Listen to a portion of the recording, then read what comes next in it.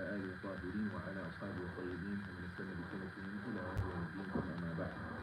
So as always, we begin starting with the name of Allah, invoking His name, seeking His blessings, and asking Him and Him alone to send His peace and blessings upon our dear and beloved teacher, leader, and guide, Prophet Muhammad, sallallahu alaihi wasallam, upon his pure family, his good companions, and any and all of those who attempt to follow the footsteps until the day that we're standing in front of our Creator. Allahumma ameen. So, just a reminder about a couple of house rules, inshallah. So, mentioned a few times when you're general or from the adab of attending halaqa class, right? We look to the hadith of Jibreel, alayhi salam, the famous hadith. It has multiple narrations from Abu Hurairah, radiallahu ta'ala anhu, from Umar ibn Khattab, radiallahu ta'ala anhu, and the summary of that hadith is that someone came to the Prophet alayhi salatu salam while he was sitting with some of his companions, and when they did, they see this person, and there's something a little off, right? Nobody knows who he is, right? Which would indicate that he's from out of town. Because in Medina, everybody knows everybody. But at the same time, he looks fresh and clean, like he's from Medina, because had he been a traveler, right, he should have been dirty, dusty, right? There's no buses, there's no trains, there's no, you know what I'm saying, cars, like enclosed transportation. You're either riding on a donkey, a camel, a horse. At any rate, you don't get dirty. But he's, you know what I'm saying, he's got fresh threads on, he's got, shadidu bayadikiyah, right? It was described as having exceedingly white garments, shadidu sawad al-sha'r, and his hair is exceedingly black, right? And then he proceeds to ask the Prophet ﷺ a number of questions. Muhammad, akhbirni anil Islam. Tell me about Islam. And the Prophet ﷺ answers him. And the answer is what, y'all? In summary, what was the answer to the man's question to the Prophet ﷺ? Tell me or inform me about Islam. What was the answer? In brief. In brief. The 5 pillars of Islam, right? So the la ilaha illallah, Muhammad Rasulullah, right? To the end. 5 pillars of Islam. That's the first answer. And he says, Sadaq, you spoke the truth. Tell me about Iman. What's faith? Right? And in brief, he tells them what, y'all? The 6 pillars of Iman. To believe in Allah, the angels, the books, the prophets and messengers, right? The day of judgment and destiny. The good of it, the bad of it, right? The bitter and the sweet. Everything that happens is by the decree of Allah. Everything is fate. There are no accidents. Something might seem innocuous, it's not that big a deal. Something might be grand, something might be mundane or in between. But at the end of the day, all of it is from Allah subhanahu wa ta'ala. Right? So it's just that we don't have the foresight, the knowledge to encompass Allah subhanahu wa ta'ala's wisdom. Right? As he tells us in his glorious book, وَلَا يُحِيطُونَ بِشَيْءٍ مِّنْ عِلْمِهِ إِلَّا بِمَا شَاءَ. And we can't encompass anything of his knowledge except for what he allows us to put on whatever he wills. That's it. That's Al-Muhim, we may see the wisdom behind something, we may not. But at the end of the day, it's all by Allah's decree. But, so then he goes on and tells him, tell me about the hour, or rather, when is the hour? And when we say the hour, meaning what? The day of judgment, right? The Prophet ﷺ tells him, rightfully so, مَا الْمَسْئُولُ عَنْهَا بِأَعْلَمَ مِنَ السَّائِلِ. Says the one who's being asked doesn't know any more than the question. I.e., I just like you, I don't know the answer to that question. Because nobody knows when is the hour, except for Allah subhanahu wa ta'ala. So then, he goes on and tells me, okay, what are some of its signs? And he tells him, and he answers that, right? So, and before that he asks him, what is ihsan, right? So, he asked those 4 questions. Yeah? Yeah. Al-Islam, Iman, Ihsan, the hour, right? And you could say, tell me what its signs are. But when he asked those questions, he had a manner and a way that he came up to the Prophet ﷺ. He didn't ask from a distance, he didn't ask from far away, but rather it says, right, that he came right up to the Prophet ﷺ, وَأَسْنَدَ رُكْبَتَيْهِ إِلَى رُكْبَتَيْهِ وَوَضَعَ كَفَيْهِ عَلَى فَخِذَيْهِ. That he came right up to the Prophet ﷺ and put his knees, or placed his knees right up to the knees of the Prophet ﷺ. So you can imagine if the Prophet ﷺ and this man who came up to him, right, is either sitting, crisscross, like you say, crisscross, applesauce, right?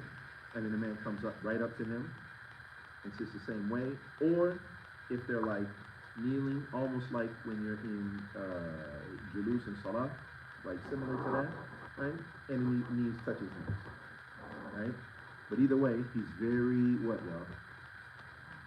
He's very close to him, right? And it says also, وَوَضَعَ كَفَيْهِ عَلَى فَخِذَيْهِ. And he put his hands or his palms right on his right thigh. So he's real close and attentive to the Prophet ﷺ. Which you can imagine too, this also, right, the fact that it already started off that there's something off about him, right? So now all the companions are also attentive and kind of like leaning in to see just who is this man. He's putting his hands on the Prophet ﷺ, who we love more than we love ourselves, right? And he's asking these questions, and even the way he's asking the questions, the way he responds is kind of off too, right? Because every time the Prophet ﷺ gives him an answer, he says, "Sit down, run with him." Some of the things that they take from this hadith is the etiquette that you should have when you attend a circle of knowledge or sitting or gathering, right? Your back permitting, you should sit close and not far away, huh? Especially if you don't have any kids, especially if you ain't got no kids, especially if you ain't married, all right? Now, so one, you should sit close. Secondly, right, aside from that, is don't be all dispersed, right? So you got somebody sitting way over there, and you got somebody sitting way back there. Obviously, we're excluding the sisters when we're talking about this, right? But that you should be sitting together. Should be sitting together. Now, play it.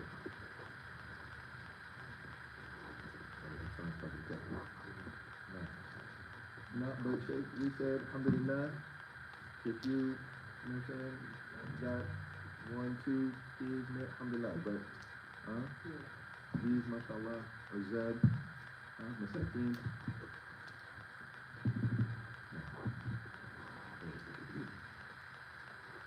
Al-Muhim, so, as far as where we stopped last week and where we're moving and pushing forward, today.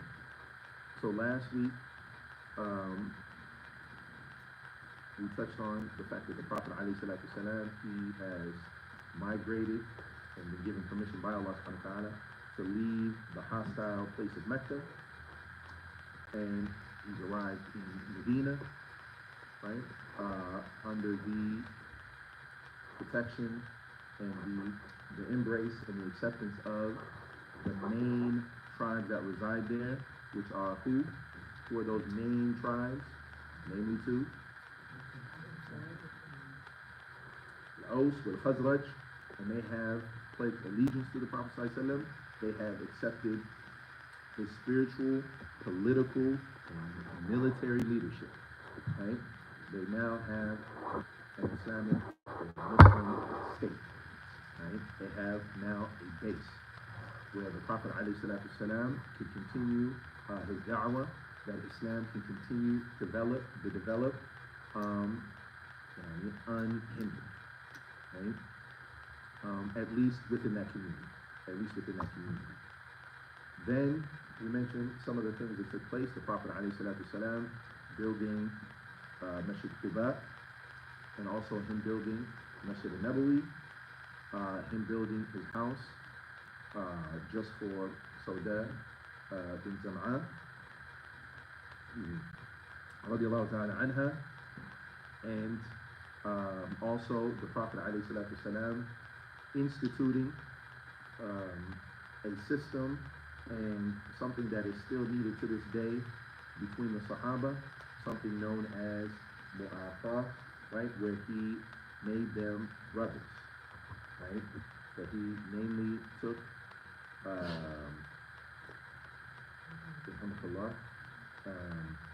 want to say it was 90 of the companions, so you had 45 from the Muhajirun, you had 45 from the Ansar, and the Ansar being the helpers and the residents of Medina, and the Muhajirun, those who left Mecca. The Muhajirun means they are migrators, and in this case, they're like refugees leaving Mecca, right? And then pairing them up. One Ansari for one Muhajir, right? And then we gave some examples of the understanding that they had of this institution of brotherhood, right?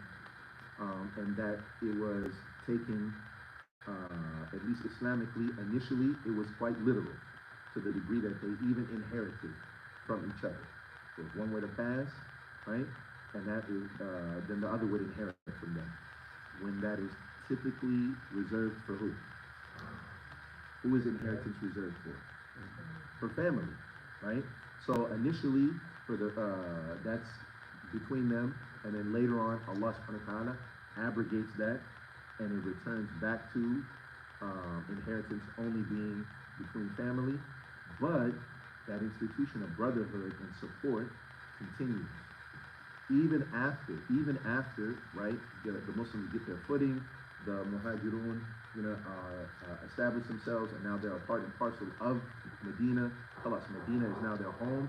Even when that happens, right, they still support one another, look after each other, right, which is why I said that is something that is of the utmost importance. And you could almost even say it's like a forgotten sunnah today. It's a forgotten sunnah that we've gotten away from. May Allah subhanahu wa ta'ala help us to enliven that, right, and bring that back. Allah later. And then the last thing, right, is that now that they're established, it's mentioned in Surah Hajj.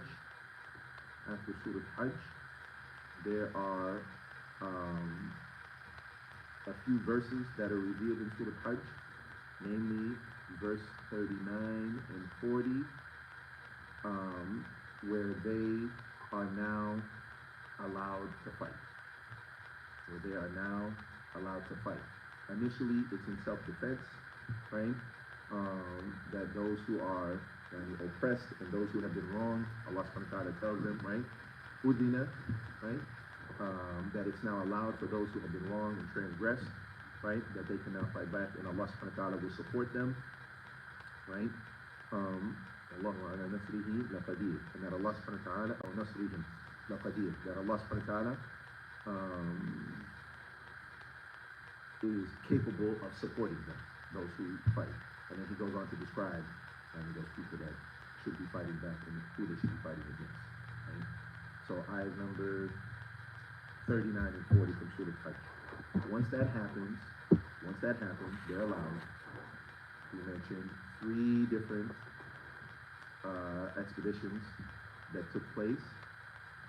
And before I re-mention them again today, I want to mention something else too. And that is, I think I mentioned about military campaigns and then actual battles taking place. Military campaigns, right, where no fighting takes place, versus a military campaign where actual fighting takes place. So we want some vocab to be able to help us understand. So those military battles, and then also those battles where the Prophet ﷺ was a part of it and those where he wasn't. Those military campaigns where the Prophet ﷺ took part in, and he was a part of it, those are called ghazwa. And the plural of that suffices to say, though, I would encourage you to go back and read it, and even all the details in the explanation that we're primarily using are not there, because it's a beginner's book, right? But if you want to see the details of the Battle of Badr, right, inshallah, we'll make some suggestions at the end, and I'll send some on the WhatsApp, and I'll send y'all some readings about the details of the Battle of Badr. But the gist of it is that the Prophet ﷺ, he gets word similarly again that the Quraysh have a huge caravan and a huge amount of wealth, right? That's already alluded to in the Quran about the trade routes that they have. رِحْلَةَ الشِّتَاءِ وَالصَّيْفِ, right? You got trade routes that go to Yemen, right, in the winter, and then you got trade routes going to Syria, right, in the summer, right? So it's one of those times they're sending a caravan on that trade route, the Quraysh, from Mecca to Syria, right? And the Prophet ﷺ, he gets wind of this, and that there's a huge, unprecedented amount of wealth in that particular caravan, right? Which is indicative of a lot of it being from what they had left behind, the Muhajirin. So the Prophet ﷺ, he's not expecting war, because he's going for a caravan. So they're anticipating there's going to be some fighting, but not a war, right? So he does prepare men to go out, right? Some are from Al-Aus, some are from Khazraj, and some are from the Muhajirun. The bulk of them are from Khazraj, about 170 of them. But altogether, there is 313 men that are going out to fight, right? Or excuse me, going out for this raiding party, right? For a raiding party. So why that's significant when we say it's a raiding party versus like an actual military campaign where they're going out ready to fight, is because they're not going to be, right, as prepared. They're not going to have as many weapons. They're not going to have people who have armor. They're not going to have as many camels, etc. They're not prepared to fight. They're thinking this is basically like it's going to be a hit and run. They're going to hit up the caravan, you know what I'm saying? Get some spoils, and then be out. That's what they're thinking, and that's what they're doing. So Abu Sufyan, though, he gets wind of this. No.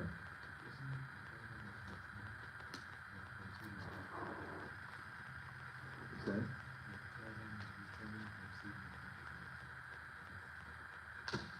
No. Yes. What did I say? No. So they're returning. No, from Syria. So Al-Muhim. So now Abu Sufyan, right? He sends out somebody, like a scout, to go to Mecca in advance. And he says, I need y'all to send reinforcements. I need y'all to send support. And our wealth is here, our money is here. Like y'all gotta send something. So they prepare 1,300 men. They prepare 1,300 men. They got about 100 horses, right? Which would be like the equivalent of like cavalry. They're the cavalry. They got 70 camels, right? But they're fully prepared to fight, and they're fully prepared to. They think they're going to squash the Muslims, right? When they come. To the degree that they have like singers with them, right? They have dancers with them, right? And they're like out celebrating. They're out languishing, you know what I'm saying, when they're coming to Badr. Because they think it's going to be an easy win, right? And this is going to be their chance to, you know what I'm saying, be done with Prophet Muhammad sallallahu alaihi wasallam. Yes. Is it only for like one caravan, or is it like a lot of for each of these families? Like, One. From going from back to I mean, the caravan is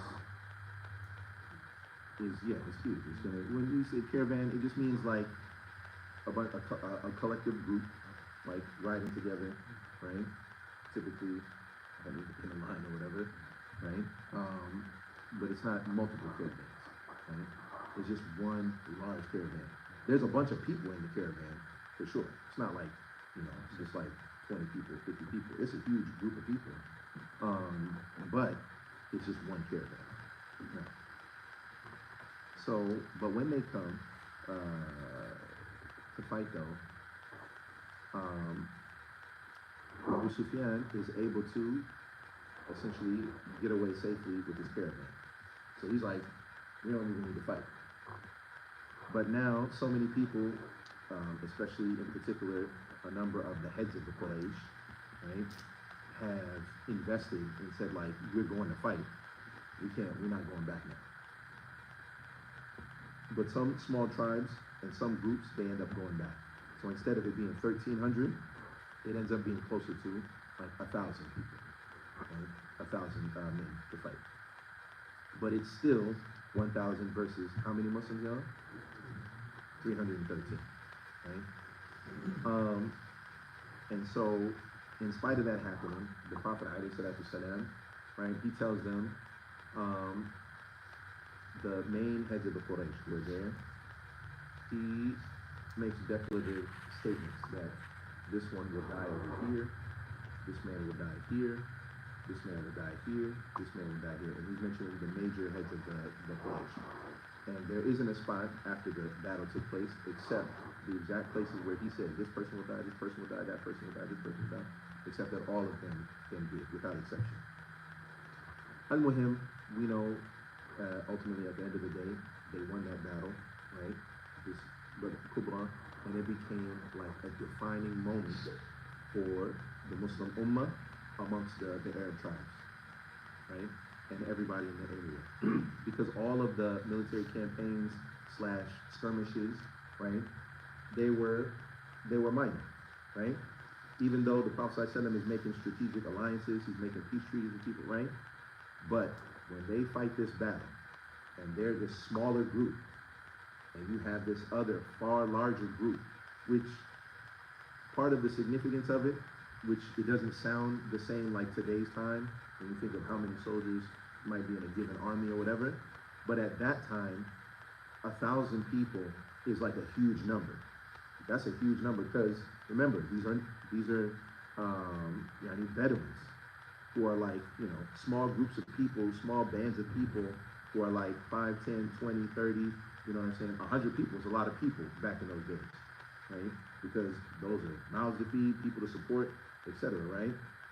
So now, and then also on top of that, the way that they used to fight, they don't fight collectively together, right? Not like the Europeans, where you have on this side of the battlefield, you have, rows and rows and rows and regiments of fighters, and then on this other side of the battlefield, you got rows and rows and rows of regiments. That's like a European way of fighting. They fight what's more akin to what you think of as like guerrilla warfare. There's like small bands. They might even be working together, but they're like skirmishes. They're gonna fight and attack over here and then retreat. And then they're gonna come over here and then fight and then retreat. And it's back and forth. Like that's what they're used to fighting, right? So now, when they say there's 1,000 people, right, that are coming, this army that's coming, and they're all together, and they're all under, at this particular battle, they're all under Abu Jahl, right? That's like unprecedented, right? And so when the Muslims defeat them, everybody's like, oh, okay. If we were doubting them before, if we thought they were, they weren't a big deal, or that they're pushovers, everybody's like, nah, there's somebody to watch now. There's somebody to keep their eye on now, right? They seem to like there's something big about them because they just defeated the most important Arab tribe in the region. The Quraysh are the most important tribe in the region, and they just had like a crushing blow dealt to them, right? And so that's why Allah subhanahu wa ta'ala refers to the battle of Badr as Yom Furqan, the day, distinguishing between darkness and light, between the truth and falsehood, because of how big it is. It essentially establishes the Muslims as being a force to reckon with, right? Militarily and politically. That's what that means. Right? And that's what that represents. And of course, the battle itself, it occurred, right, in the month of Ramadan on the 17th. Right? It happened in the month of Ramadan on the 17th. Right? So then,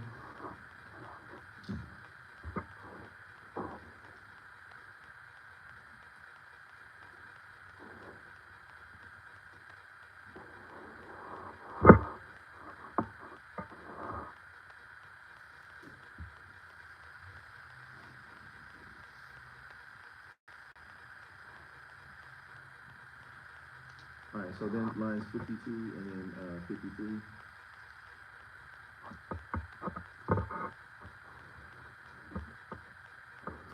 Says ووجبت فيه زكاة الفطر من بعد بدر بالليالي العشر وفي زكاة المال خلف فدري. So essentially, shortly after the battle took place, the battle of Badr, which was on the 17th of Ramadan, we said, right? About 10 days after that, Zakat al-Fitr was made as an obligation, right? Zakat al-Fitr was made as an obligation. So that would have made it, right, give or take like the 27th night of Ramadan. Al-Muhim, it's at the end of Ramadan by before Eid, by like a couple of days, right?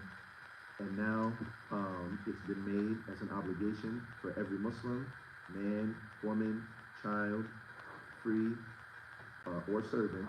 Zakat al-Fitr has to be paid, and it's in the form of a saw, which is a certain amount that's to be given, and it's typically to be given as food, right? Typically, right? And it's actually the best way if you could give it directly by hand to someone who's needy prior to Eid al-Fitr, right?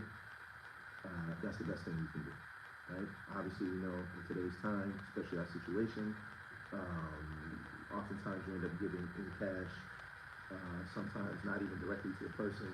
It could be through an organization. Those are a whole bunch of other details, but it's called Zakat al-Fitr because it's associated with breaking your fast on Ramadan, and that it was typically given in the form of food, and more specifically like staple foods, right? So things like rice, dates, etc. Things that were like staple foods, right?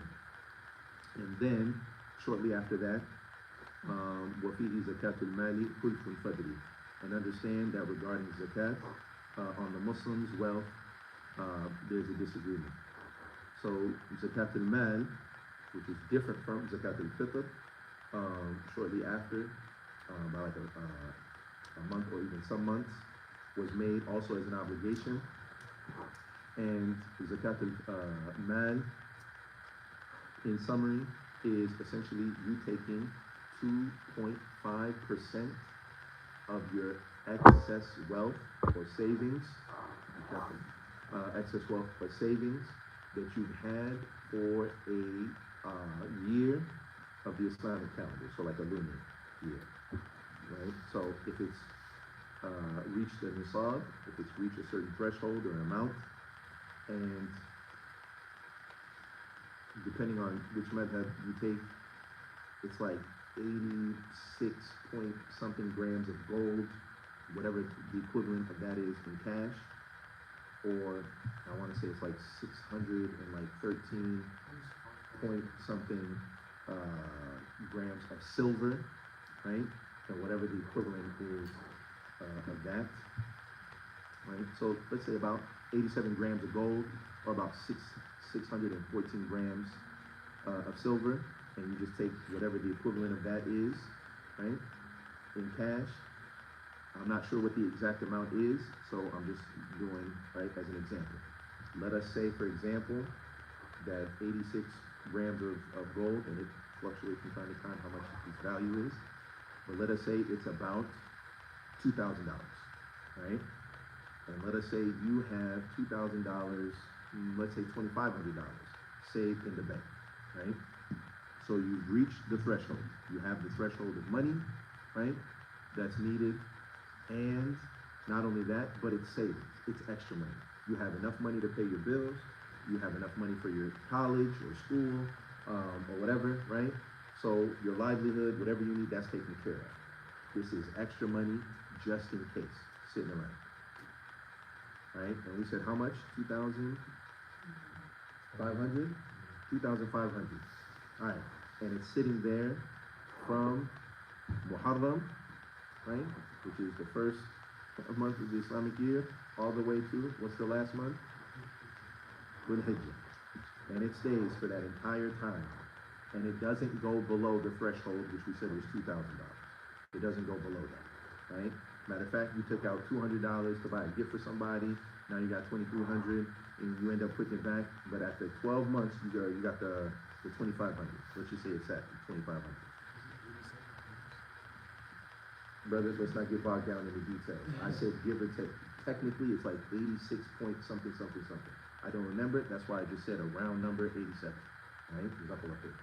So, $2,500 saved for 12 months. What's 2.5% of $2,500?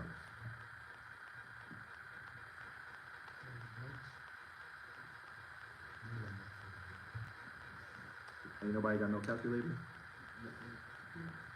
Ain't nobody got no AI? Google. Nobody can ask Siri? Ain't got no mathematicians up in here?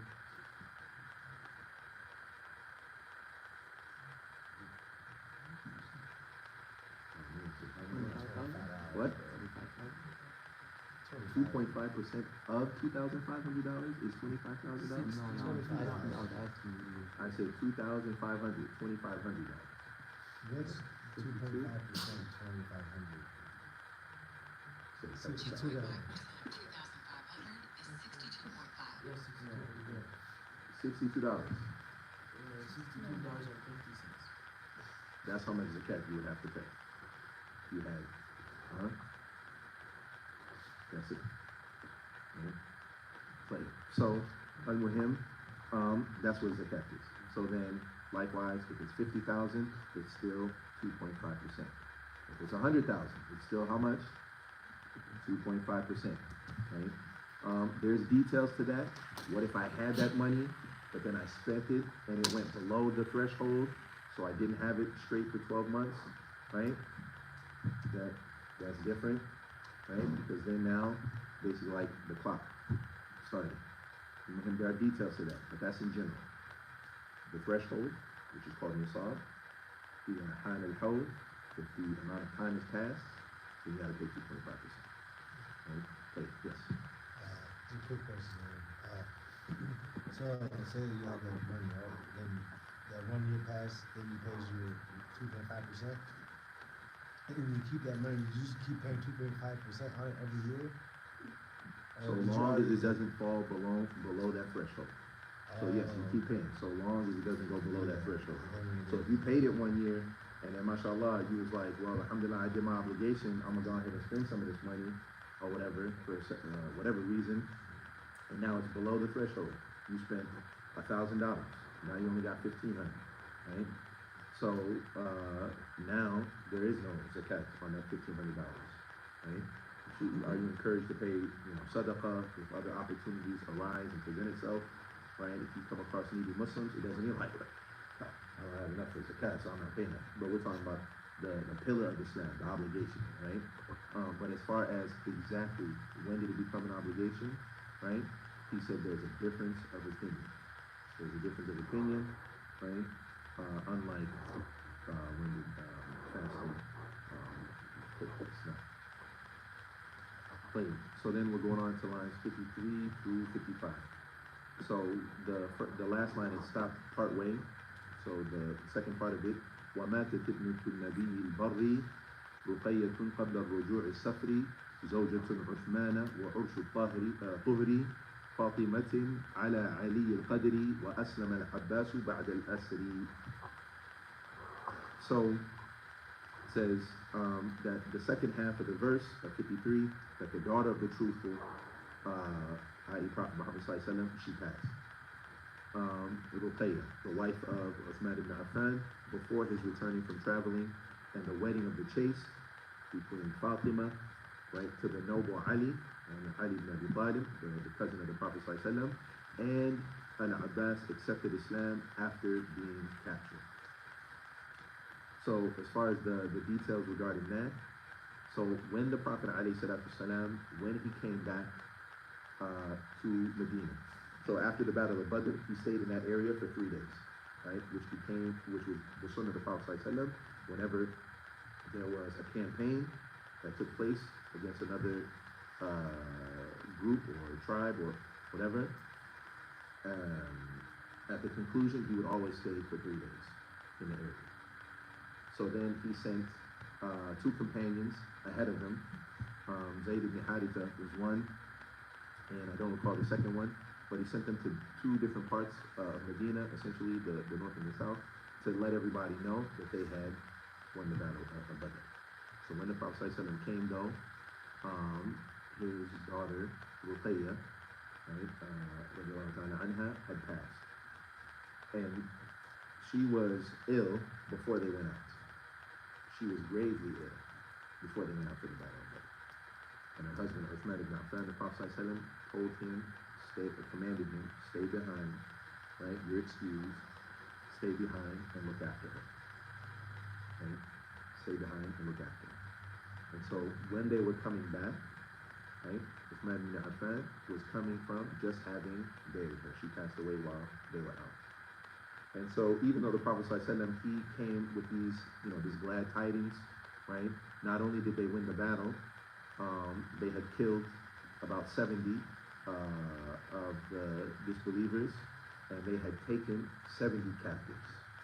They had 70 captives of war, or prisoners of war.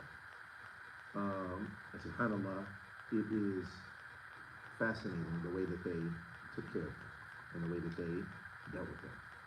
So actually what happened, those of amongst the heads of the Quraysh who were still alive, they stayed in the Prophet ﷺ's house, the heads of the Quraysh.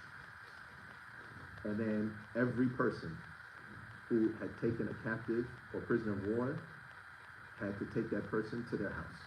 And that's how they took care of them and looked after them. And while that was the case, they were told that they had to treat them like guests in their house. Whatever you eat, they eat, right? And that's how they were dealt with until the Prophet ﷺ, and there's a long story behind that, of how he decided to take care of them.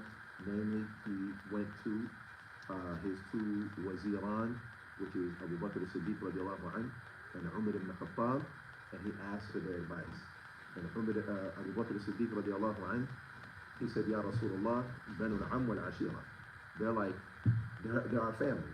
They're like our cousins, our brothers, our uncles, right? Have mercy on them, right? And like ransom them. That's what you should do, right? He says, okay, Umar ibn Khattab, what do you say?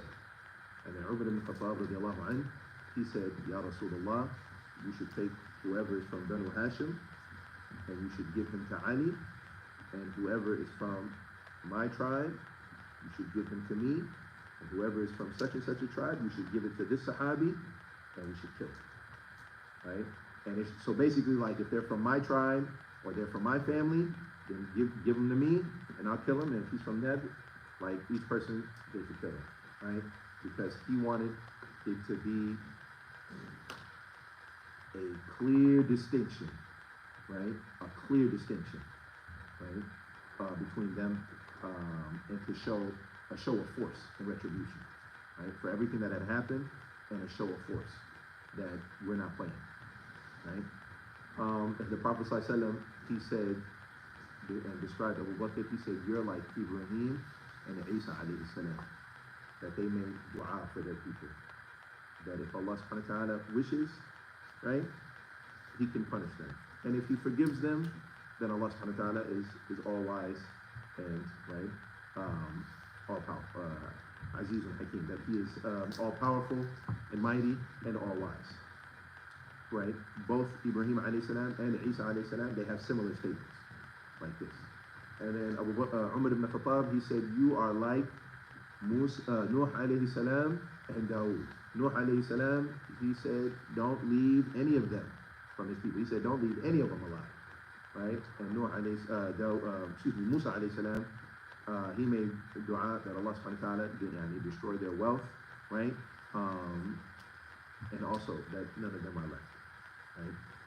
And he described Umar ibn Khattab to be akin to or similar to Noah and Musa alayhi salam. But the Prophet ﷺ, he went with the opinion of Abu Bakr as-Siddiq. Have mercy on them and ransom them. Right? The next day, Umar ibn Khattab, he came out and he saw the Prophet ﷺ and Abu Bakr as-Siddiq radiallahu anhu crying under a tree. And they're crying profusely. And so Umar ibn Khattab, he said, O Messenger of Allah, what happened? Tell me so I can cry with you. Right? And if I can't, right, then I'll make myself cry. What happened? Right? And the Prophet ﷺ, he told him that Allah subhanahu wa ta'ala has revealed to us that the opinion that you had was correct. Right? That we should have not taken ransom for them. Right? But that Allah subhanahu wa ta'ala has pardoned them, and whatever ransom they have taken, right, then Allah subhanahu wa ta'ala, right, will forgive them and they can go ahead and partake in that in the ransom. But that they shouldn't have. There should have been a show of force, and there should have been a show of retribution, because in that circumstance and in that situation, the Muslims technically are still in weakness. And it's when you're in a position of weakness, for you to forgive or overlook is not necessarily an expression of mercy. But it can come off as like you're weak anyways, so you ain't got no other choice. But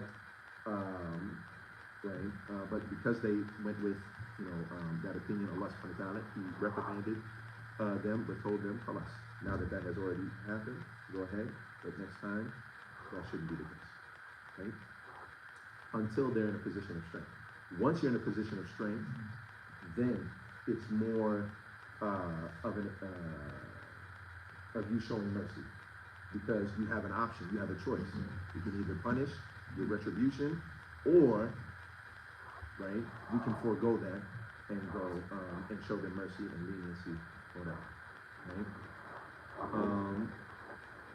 Now, so subhanallah, but in spite of all of this happening, right, in spite of them having this victory, having defeated, their enemies, right, on this grand stage, them having prisoners of war, them now having all this wealth that's going to come in, right? It's as if Allah subhanahu wa ta'ala is tempering the Prophet ﷺ, like, don't become too happy.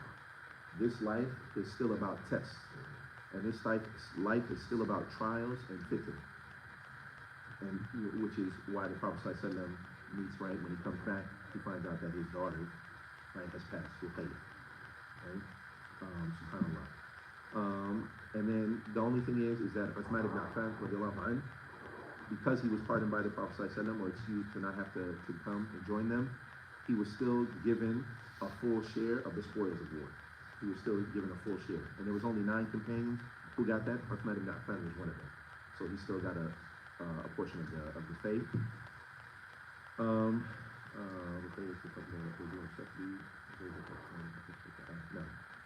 And then all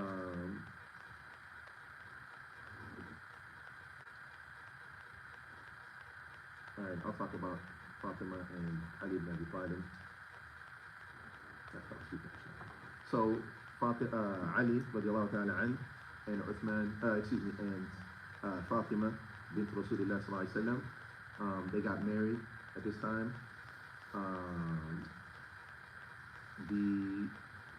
Ali radiallahu anhu, he narrates himself that he had gotten some of the faith, right? He got a she-camel, and then he also got received from the Prophet alayhi salatu salam, because he's from the Prophet, the family of the Prophet sallallahu alaihi wasallam. So he got another she-camel, and so he went to a goldsmith, right? And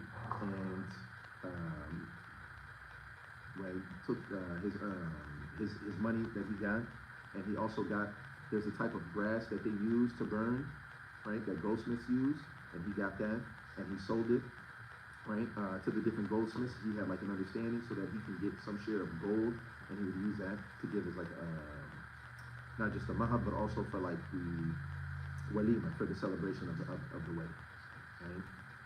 And then they got married. And then the last piece is one of the prisoners of war was the uncle of the Prophet, alayhi salatu wasalam, Al-Abbas, right?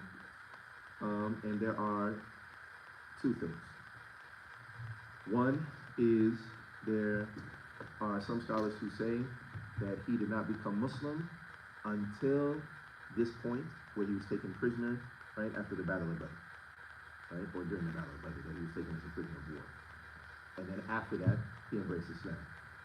But there are different narrations where he himself states that he was a Muslim prior to the Battle of Badr, but that he was hiding his Islam, right? And that he was forced, he says, I was forced to come with the Quraysh to Badr. I was forced to come, I didn't want to, right? But the treatment that the Prophet ﷺ gives him, right, is that the Prophet ﷺ, to avoid nepotism, treats him just like anybody else. He still asks for a ransom, right, that has to be paid. And even, Al-Abbas, he says, but I'm Muslim, I believe, and he calls him the messenger of Allah, right? I'm one of you. And the Prophet ﷺ insists you still have to pay the ransom. Your wife, I know that you told her that you had some money hidden away, right? That was to be used as inheritance for your kids if you pass, right? Where is that money?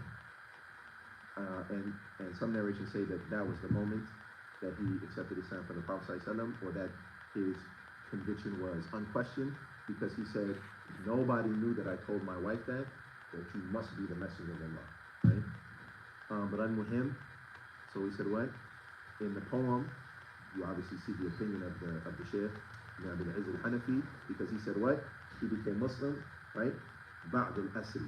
So his opinion is that what? That he became Muslim after the Battle of Badr, right? But Al-Abbas himself, radiallahu anhu, he states that I was Muslim before that, right? Wallahu ta'ala a'lam. But we'll stop there. Wa sallallahu wa sallam ala nabiyyina Muhammadin wa ala alihi wa sahbihi ajma'in. Wa akhir da'wana alhamdulillah rabbil alameen. So you think if you want to and inshallah, what time they have the adhan? The X one. Should I press the X button? Yeah.